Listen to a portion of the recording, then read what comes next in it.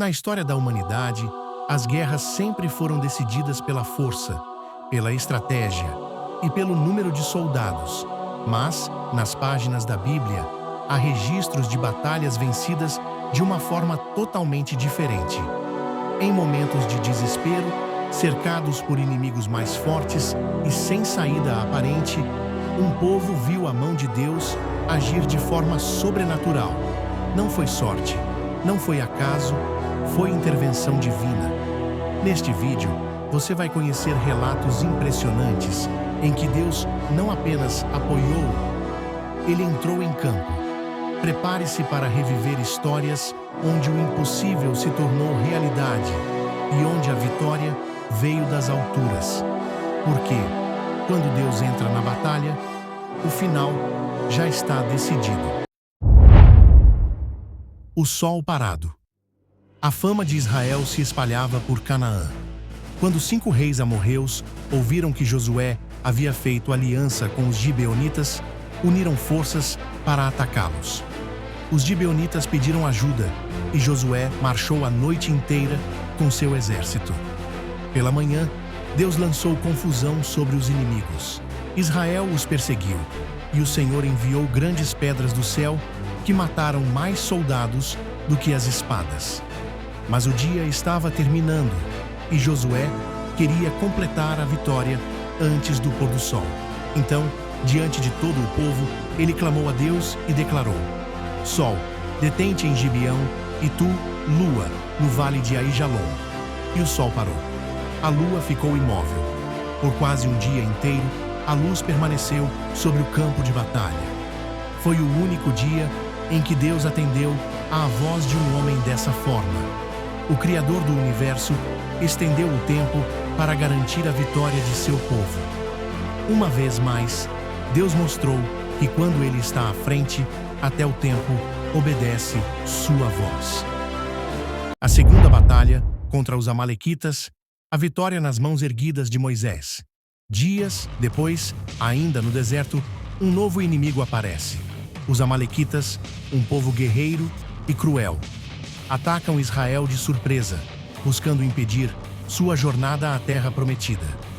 Moisés envia Josué ao campo de batalha, com homens escolhidos. Mas a vitória não viria pela espada. Moisés sobe ao topo de uma colina, com o cajado de Deus nas mãos. Ele ergue os braços em oração e intercessão. E então, algo extraordinário acontece. Enquanto seus braços permanecem levantados, Israel vence. Mas quando ele os abaixa, os amalequitas prevalecem. Moisés se cansa. Mas Arão e Hur, percebendo a situação, colocam uma pedra para ele se sentar e seguram seus braços, um de cada lado. Assim, com as mãos de Moisés erguidas ao céu, a batalha é vencida. Foi um combate físico, mas também espiritual. A força de Israel estava no alto do monte, na fé, na oração, na dependência total de Deus. Após a vitória, Deus ordena que seja registrado o acontecimento como memorial. Ali, Moisés constrói um altar e o chama de Yahweh Nissi. O Senhor é minha bandeira. Terceiro, a queda de Jericó. Muros caem sem toque humano. 40 anos se passaram no deserto. A geração que saiu do Egito morreu no caminho. E agora, sob a liderança de Josué, Israel está às portas da terra prometida. Mas logo de início, uma barreira gigantesca se impõe diante deles. Jericó, uma cidade fortificada, cercada por muros altíssimos, considerada impenetrável. Israel não tinha arietes, nem catapultas, nenhum instrumento de guerra. Mas Deus dá a Josué uma estratégia impensável. Marchem ao redor da cidade, uma vez por dia, durante 6 dias, em silêncio. No 7º dia, deem 7 voltas. Depois, toquem as trombetas e gritem. E assim fizeram. Dia após dia, o povo marchava em volta da cidade. Os soldados de Jericó, confusos, observavam de cima dos muros. Que tipo de ataque era aquele? No 7º dia, ao final da 7ª volta, os sacerdotes tocaram as trombetas, e todo o povo gritou com força. E então, Os muros de Jericó ruíram, não por explosões, não por força humana, mas pelo poder de Deus. Israel entrou e tomou a cidade. A primeira grande vitória na Terra Prometida não veio da força dos homens, mas da obediência à voz de Deus. A travessia do Mar Vermelho. O exército mais forte contra um povo indefeso. O povo de Israel acabara de sair do Egito após mais de 400 anos de escravidão. Depois das 10 pragas e da morte dos primogênitos, Faraó finalmente os deixou partir. Porém, seu coração se endureceu mais uma vez. Ele não suportaria ver seus servos fugirem assim. Então, com seus carros de guerra, arqueiros e cavalaria, o exército mais temido da época parte em perseguição. Israel acampava junto ao Mar Vermelho.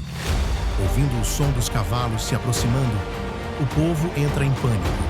Não havia para onde fugir.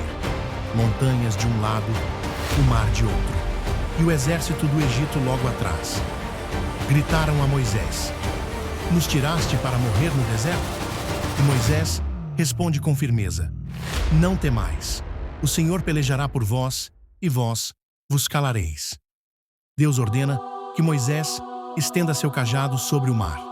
Naquele instante, os ventos sopram fortemente a noite inteira, e as águas se separam. Um caminho seco se abre no fundo do mar. Uma parede de água à direita e outra à esquerda.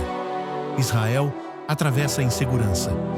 Mas quando o exército egípcio tenta seguir, Deus confunde suas rotas, espalha pânico entre eles. E então, quando o último israelita pisa em terra seca, as águas se fecham. O maior exército da terra é engolido pelo mar.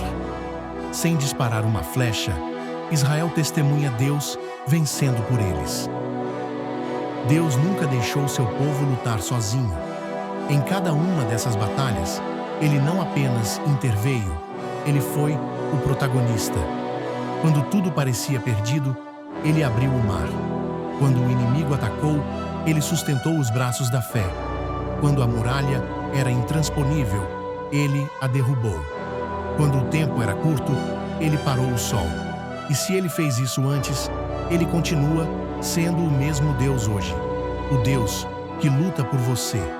Se esse conteúdo edificou sua fé, deixe seu like, compartilhe e se inscreva para mais histórias bíblicas profundas como essa. Até o próximo vídeo e nunca se esqueça, a batalha é do Senhor.